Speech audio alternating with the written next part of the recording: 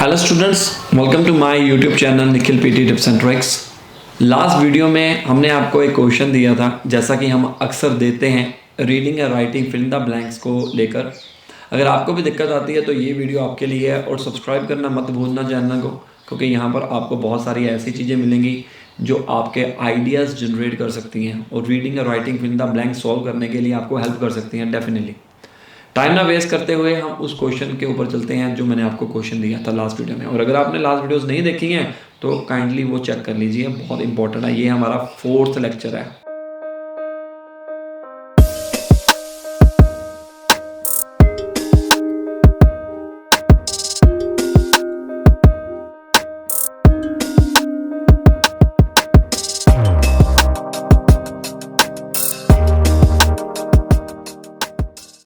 पहला स्टेप क्या होता है कि आपको पूरा का पूरा क्वेश्चन रीड करना पड़ता है।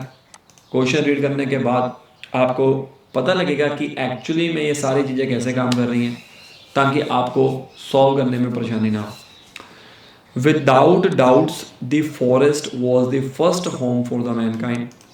It provided dash food and nurtured him. पूरा का पूरा लाइन पढ़ोगे, अगर ये नहीं है कि ब्लैंक यहाँ पर ख़त्म हुआ है तो आप पूरा का पूरा यहाँ तक ही पढ़ो। पूरी की लाइन समझ के हम करेंगे।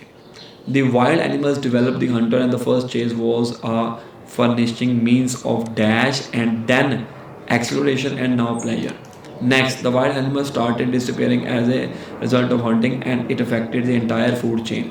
From a tiniest insect to a giant blue whale, everything is affected as they are dashed. Finally, the living things started affecting ocean currents, weather systems, and environment. It needs to be stopped and reversed before it reaches the point of no return or dash beyond any possible repair. यहाँ पर आपको पहले समझना ये पड़ेगा कि भाई बात क्या हो रही है। यहाँ पर बात हो रही है फूड चेन की। वो कह रहे हैं एक छोटे से इंसेक्ट से लेकर बड़ी वेल तक सारे इफेक्टेड हैं। कोई ना कोई तो उनको खाता है। जो छोटा है उससे बड़ा जो है वो उसको खाएगा। ऐसे फूड चेन बनती है। तो हम बात करते हैं without doubt the forest was the first home for the Mankind. It provided dash food and nurture him. ये कह रहा है कि बिना शक कि ये जो फॉरेस्ट है वो हमारा पहला घर था। क्यों? It provided dash food and nurture him. जो हमारे को फूड देता था। फूड किसके लिए देता था? खाने के लिए। तो eating food, edible food, chewing food, chewing तो होता चबाना, टेस्टी फूड, वो तो टेस्टी तो अलग है, एक कैटेगरी है कि टेस्टी होगा या नहीं होगा। फूड तो कुछ ऐसे भी हैं जो हमारी सेहत के लिए अच्छे हैं लेकिन वो टेस्टी नहीं है। वो यूनिवर्सल हमने बात करनी है। तो आंसर आएगा एडिबल फूड। एडिबल का मतलब क्या होता है? एडिबल का मतलब होता है जो ईट करने के लिए होता है। एडिबल फूड जैसे कि junk food, edible food, veg food, है ना।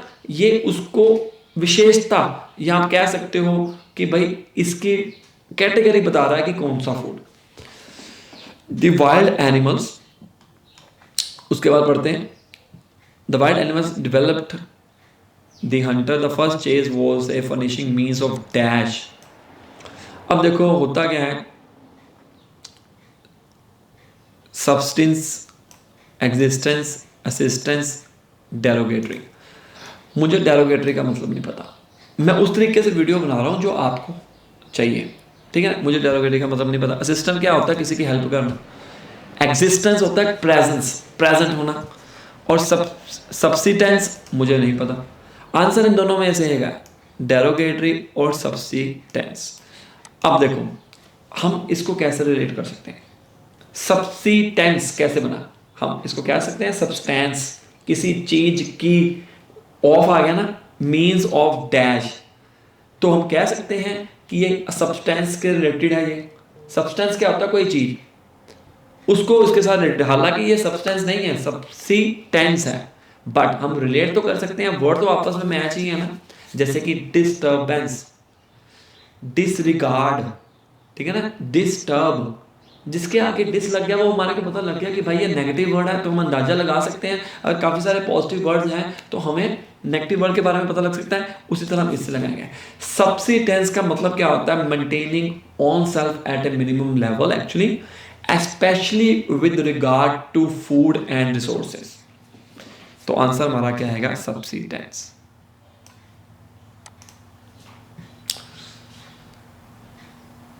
Next, the wild animals started disappearing as a result of hunting, and it affected the entire food chain from the tiniest insect to a giant blue whale. Everything is affected as they are dash. As they are क्या हैं? As they are lucrative होता बहुत अच्छा, yielding नहीं, ठीक है, complementary ना, interdependent। Answer आएगा interdependent। अब इंटरडिपेंडेंट का मतलब क्या होता है? Means mutually reliant on other each other. Finally, the living things started affecting ocean currents, weather systems, and environment. It needs to be stopped and reversed before it reaches the point of no return. No return का मतलब क्या हो गया? No return जो वापस नहीं आने वाला, डैश, वो वापस कैसे नहीं आएगा? अगर वो डिस्ट्रॉयड हो गया। डीकम्पोज्ड तो फिर भी बन जाएगा, डेंगल मुझे नहीं पता, करेक्टेड भी नहीं आएगा। तो आंसर क्या हमारे पास आएगा? डिस्ट्रॉयड। चलो ये लास्ट क्वेश्चन करते हैं, बहुत इजी है, करके देखो।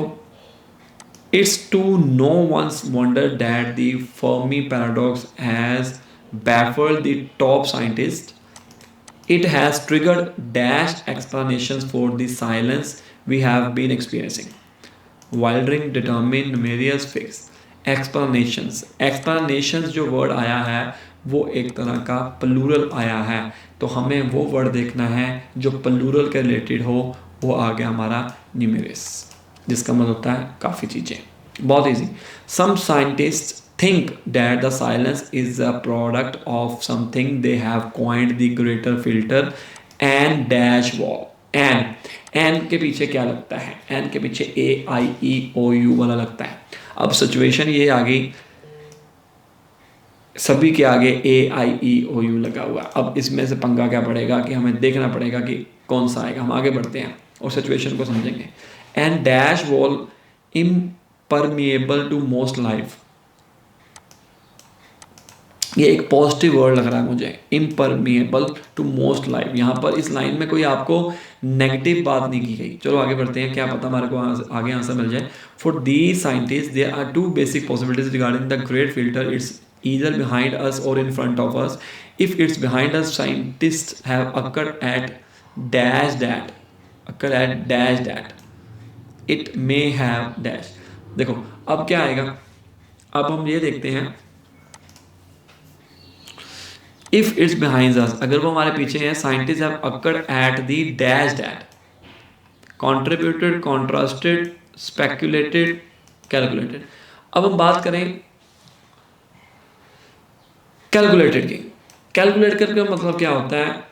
माइंड गेम, कैलकुलेशन करना, सोच समझ कर करना। कॉन्ट्रास्टेड मतलब उलट, कॉन्ट्रीब्यूटेड मतलब अपना योगदान देना। यहाँ पर उसकी बात हो ही नहीं रही है, यहाँ पर बात की जा रही है इफ इट्स बिहाइंड। शुरू कहाँ से हुई? For the scientist there are two basic possibilities regarding the great filter. It's either behind us, यहाँ तो वो फ्रंट में होगा या वो पीछे होगा। अगर पीछे है, scientist have occurred at the speculated, speculated मतलब a theory of, kind of theory जो बनाई गई है। हैव डैश, हैव के पीछे क्या आता है? हैव के पीछे हमारा थर्ड फॉर्म आती है। ये एक बेसिक रूल है, बट जरूरी नहीं है कि आपको थर्ड फॉर्म ही आएगी। अब इस केस में देखिए थर्ड फॉर्म है ही नहीं। That it may have dash of life itself, और वो बनाने की बात कर रहा है, उसके रिलेटेड आंसर आएगा हमारा क्रिएशन।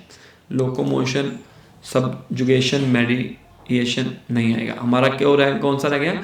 बी रह गया। अब बी में चेक करते हैं, एन अपर वॉल इम्परमिएबल। अब देखो ये क्यों आएगा? एब्सोल्यूट ना, अपर ना, आंसर एवोल्यूशनरी आएगा। रीजन क्या है? एवोल्यूशनरी का मतलब क्यों है यहाँ पर कि context of the great filter in evolutionary terms, मतलब इसने क्या किया,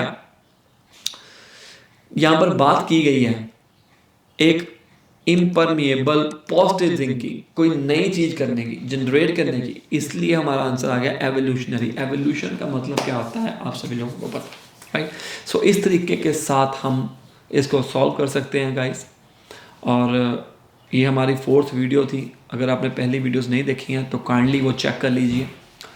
अगर आप हमारे से कोचिंग लेना चाहते हैं, सामने दिए गए नंबर के ऊपर कॉल कर सकते हैं, व्हाट्सअप कर सकते हैं, और आपको हम राइट गाइडेंस दे के आपको तैयार कर सकते हैं। जैसा कि हमारे बहुत सारे स्टूडेंट्स कम समय में अच्छा स्कोर हासिल कर रहे हैं, आप भी कर सकते हैं।